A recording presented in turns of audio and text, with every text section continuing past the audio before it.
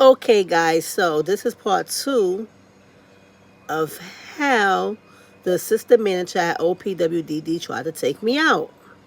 Make a long story short, recovering from part one, I then spoke to the original manager, right? So I spoke to him. I sent him all the text messages that she have sent me time after time, asking me to do her eyelashes at work.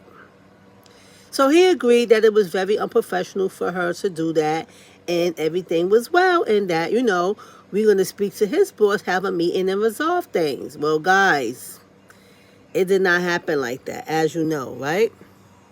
So let me tell you guys what really happened. So I guess he had a conversation with the assistant manager.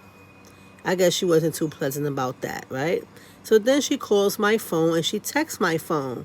So me being the cancer that I am, I dismissed her.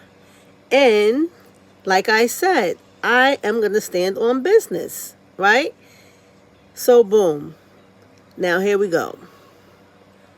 I then text the director and I give the director the information because the manager, they friends. So I guess he was really just giving her a heads up. He wasn't really trying to hear what I got to say. Basically just trying to get the tea so he could give it to her. So she could know what to do with the tea when the freaking spoon gets to spinning, right? Make a long story short, guys,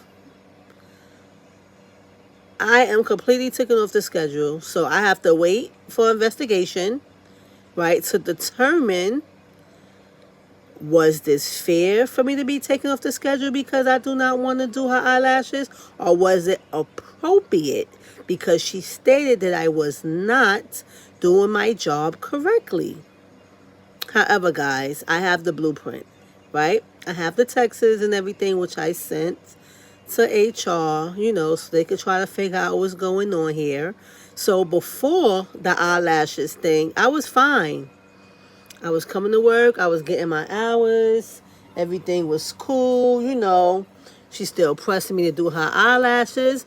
But it just tells you, like, you just have to stay woke because you never know who's plotting on your downfall. You never know who's plotting on your downfall.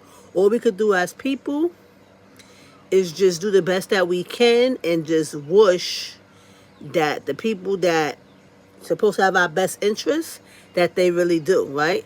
So stay tuned for part 3 about the assistant manager